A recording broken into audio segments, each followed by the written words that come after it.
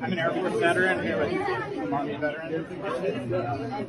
We're just wondering why we should vote for someone who voted for a war and kill thousands of our brothers and sisters. Countless Iraqi civilians. You enabled that war. You also gave a medal to the man who enabled that war and caused that war. Your blood is on your hands as well. And you're disqualified. You're disqualified. My friends are dead. So is my son who was in Iraq. Okay? For a year. That doesn't matter, right?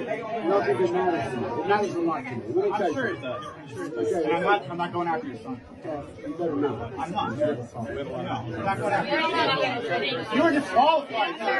Disqualified. The blood is on your hands. Blood is on your hands. No. My brothers and sisters died in Iraq and Afghanistan. And he enabled that to happen. He enabled that to happen. He is disqualified. He is disqualified.